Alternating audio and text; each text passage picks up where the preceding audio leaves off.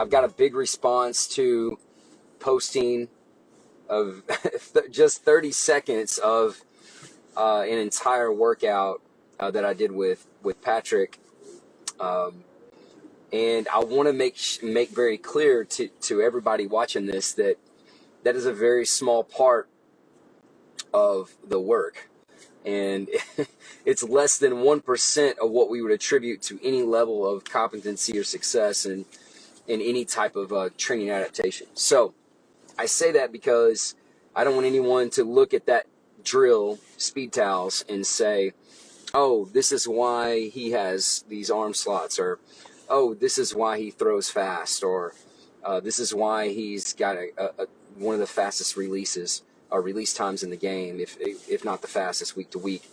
And what if I do this with this person and it will do that? There's a lot more to performance than doing drills. And if you get anything out of this video, understand that drills are just like ingredients. I can give you a stack of ingredients and you can't make the same recipes and the same type of dishes to serve as I can or someone else. And drills only have value in context. That's it. So on that note, I'll say the speed towel drill in this particular day was placed at the end of the workout, and our objective was to do some max power work in the beginning of the workout, move into some speed development, 3D movement type of training, and then once his body moved past that, we were going to move into some strength complexes. But before the strength complexes, I wanted to really get some, for lack of a better term, conditioning for his shoulder girdle, and really flush out some of the leftover lymphatic fluid and things from the game. And one of the better ways to do that is to do a complex targeting that area. The complex that we did was 4 parts. Okay, part 1, we did speed bat swings. So I make him go opposite side on the first set, and then he can go on his regular swing and throw side on the second set. So on the opposite side, he's going to swing 3 bats. They're going to get lighter every rep. On the swing side, he'll swing three bats. They get lighter every rep. The goal is to maximally wind the spine for as much speed exposure as we can through the thoracic spine.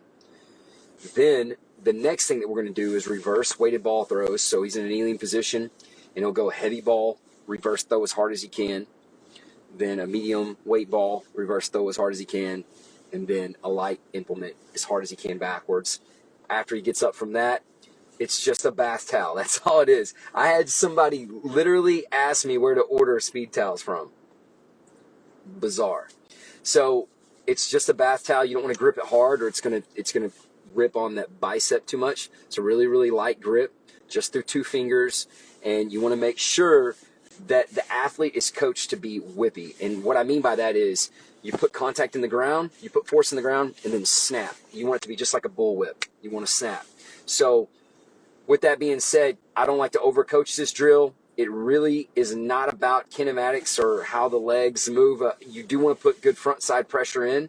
You want that to be the trigger that works up the chain. So you want the body to work in sequence, just like if a swinging athlete, golf, baseball, any kind of throw, strike, it doesn't matter. Force in the ground, activation through the lower body, through the trunk, then through the spine, then through the shoulder girdle, and then eventually through the arm. You want that transference. Now, I like to let athletes have a creative movement, expression in different arm slots, and think through different scenarios. So my coaching on this would be every throw is a new scenario. In your head, you see an athlete, you make the throw. You see an athlete, you make the throw. You see an athlete, you make the throw. And then you want them to see problems that are routinely in their way. So that's going to create arm slot angles. Instead of saying, I want you to hit these arm slots, give them problems to solve instead of that. So a lot's been said already about how ridiculous this drill is. I'll be the first one to agree. If you think just doing this is going to make you a really good quarterback, that's ridiculous. It will not, okay? My goals for this are to, 1, have a speed that is faster than his actual arm speed in the game. Why? I want to improve his speed. So to improve speed, you have to move fast. And when he's got a towel in his hand, he can move fast. The other thing is to challenge his body under fatigue to solve the problem, not with his arm, but with his full body and the kinematics and the chain reactions that he can produce. I also want to challenge his ability to keep his head still and his front side mechanics still when he's fatigued. So those things are very, very important to me from a training adaptation standpoint. So finally, after he got done with the speed towels, he wasn't done with the complex. He immediately, I'm talking no rest, we did slow motion throws with the weighted implement where he's focused on getting maximal extension in front of the body, keeping his feet planted, goes to the full throwing motion and reverse. And then with no rest, we roll it again. And we don't do 5 sets of this. You don't need to do 10 sets of towels. I mean, you do 30 seconds of that. I'll challenge anybody on this. Do 30 seconds of that as fast as you can, and it's going to make you feel like you just ran a quarter-mile sprint. You're going to feel sick to your stomach. It's not easy. So I would say use caution with this drill. Be smart. If someone has really, really bad mechanics, it's not a good option for you. This is not a drill that you're going to do and they're going to get better at their throwing mechanics. Okay? So make sure that you have an idea of what you want from them and that they are at a competency level where they can actually go full speed without any repercussions. Okay? If they have pain, this isn't a good drill for you. Okay? If they have really, really bad mechanics, it's not a good drill for you unless you're focused on 1 to 3 type of issues that you want to correct and have them only focus on those things. So, wanted to bring some clarity from it. So, my inspiration from this drill is from Tom House himself, in meeting with him and learning from him. Now, the way that they execute this for quarterbacks and pitchers is way different than what you see executed on this video. I'm a little different in my creative thought processes and how I go about using information and people that I've been blessed to learn from. So, the way I executed this is completely different than their intent and the things that they do it for. So do not judge what I do and then say that you're going to judge what they do from that, because my interpretation of the purpose of this is unique in its own right. However, they should be credited with the initial thought process of it and some of the things that they're doing with this drill independently. And yes, there are people out there that think that towel drills are ridiculous. I'd be the first to agree with you, especially if you think you're going to get something out of it that you're not. So we didn't do this for a show. I like to give people a little peek into what goes on, but try not to take this and think you see the whole puzzle by one little 30-second snippet, because that's one of about 1,000 boxes we want to check week to week. I'll open it up to some questions. Does it fit his playing style? Yeah. I mean, look, Patrick is a creative mind. He's a thinker. He is someone that is a problem solver, not really someone that's focused on just technique all the time. That's what makes him unique. So in a drill like this, you can really see that executed. I would challenge you to try it with different athletes. We've tried it with a lot of different athletes. If we do this drill differently with pitchers, obviously, because they have a repeatable motion for the most part. And some quarterbacks do too. Patrick, every throw is different. So when he does this drill, he's got to do every drill or every throw different. I will say that there are times we compete on just raw speed on this, and I've seen him get 66 reps in 30 seconds is the most I've seen from anyone, and he's done that. So that would be when he's doing a repeatable motion and just hammering really as short of a loop as possible. And yes, it's not realistic, but that's not the point. Sometimes I just want sexy, raw, violent speed because I'm a maniac mainly, and I want my athletes to be exposed to it. What should you stay away from in the weight room as a quarterback? Nothing. Get strong. Now, at the point where you feel like your movements are restricted because your body wants to solve problems with strength as opposed to speed and power, you have an issue. Otherwise, get strong. Most people don't get to that point. Look, if you're not bench pressing 1.5 times your body weight, 1.25 times your body weight, you're not even close to having a problem. Overhead pressing is not a problem unless you have bad shoulders. You know, I'm not saying you need to try to, if you build yourself like a bodybuilder, you're going to have a problem. But strength conditioning, you should not be scared of anything. Go in there and compete as an athlete in there. Every quarterback at the highest level right now has got to execute as an athlete first and a quarterback second. Watch the game. Watch the game. Aaron Rodgers, Tom Brady, Drew Brees, Patrick, I mean, who else? Everybody out there, Lamar, all of them, Kyler Murray. These guys are athletes that can compete in the weight room. They have robust bodies.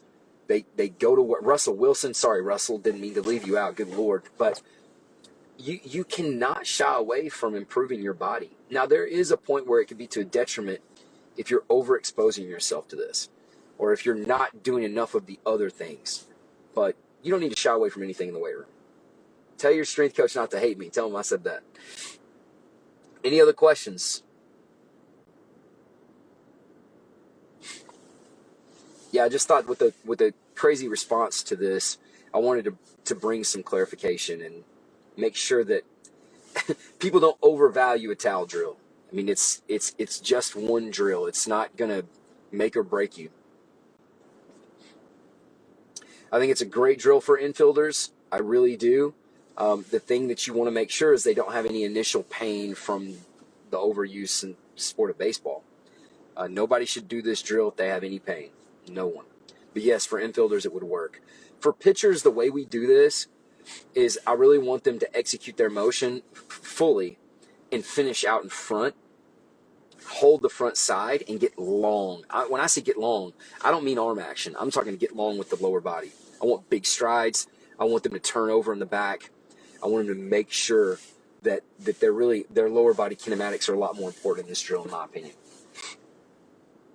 Happy Gilmore. So when you say, does it help with arm strength is a byproduct of so many factors, and one of them is your thoracic spine. So from your neck to your belly button, that's your thoracic spine.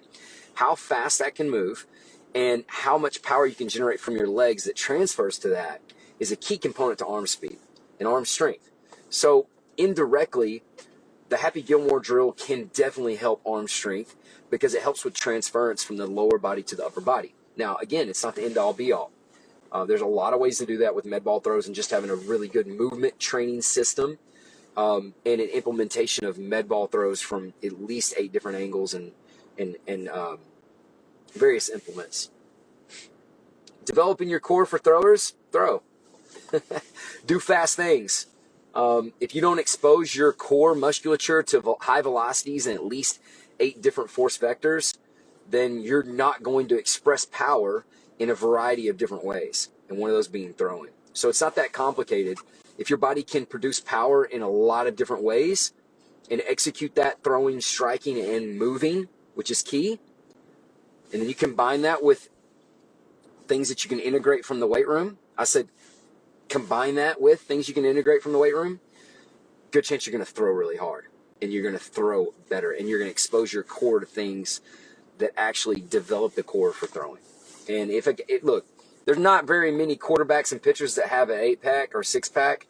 If they do, they probably are weak. So you don't really want to see, there's not very many Abercrombie models that made a living throwing anything. So put that in your front pocket. Love you, Stefan. Proud of you, brother. Patrick's incredibly coachable. You know, as far as, you know, what you look for when you want to work with someone. I've worked with a lot of, I think a lot of people now think I've only ever worked with him, but before Patrick played a varsity sport, we had about 100 professional athletes in 6 different sports. And some of those guys, most of the women and men, most of them, the differentiating factor is their professional approach, not their talent once you get to a certain level. And Patrick's among the best, if not the best, on seeking coaching. At the highest level of execution and performance, he's still looking for things he could have done better, which is a trait of a champion and a high performer. He's not overly critical of himself, but he's also not overconfident either. He rides that middle ground. He's emotional about the right things and not about the wrong things. He's very professional in how he deals with his coaches and his communication skills.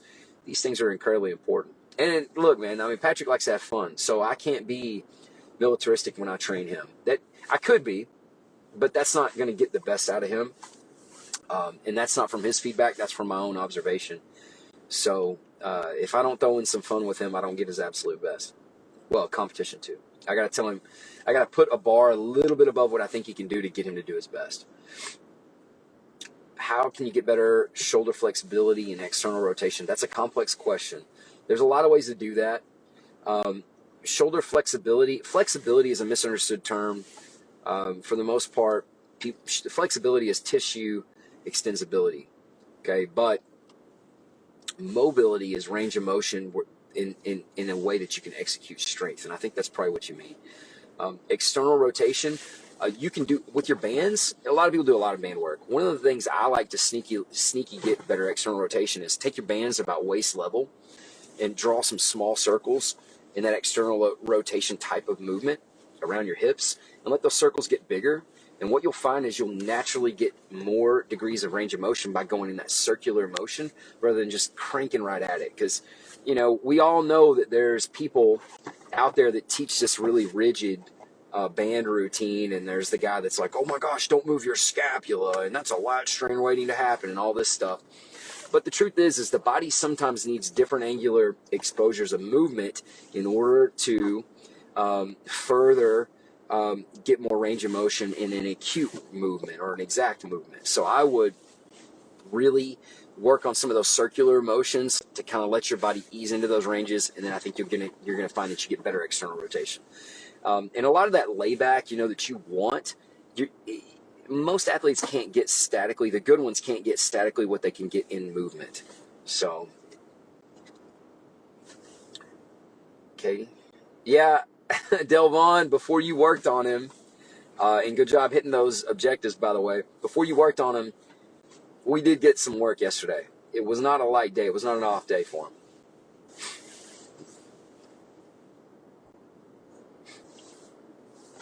Any value in partial squats? Yeah, a ton. So I think too often people are like, do I do this or this? I would say do both. Here's the value in doing partial squats. Well, first, before I get hunted by the S&C community, full range of motion squats are incredible because you're working on mobility and functional mobility of the foot, ankle, knee, and hip, and really the posture of the spine. So important, so good for you to do full squats. Sometimes if you want to expose yourself to higher loads, and you really want to teach the body to be strict on impact, like put force in the ground faster, sometimes it's good to limit your range of motion and do those partial squats. And you could do lockouts from a pin where you go from like you're supported and just lock out. And that's going to teach your body to be a little more sudden upon foot contact and initiate strength faster, which in my opinion is a very important skill set. So I don't necessarily rank that above regular squats. I just think it's a good thing to do and implement into your training approach, but I wouldn't eliminate one for the other. Have I trained Clyde the Glide?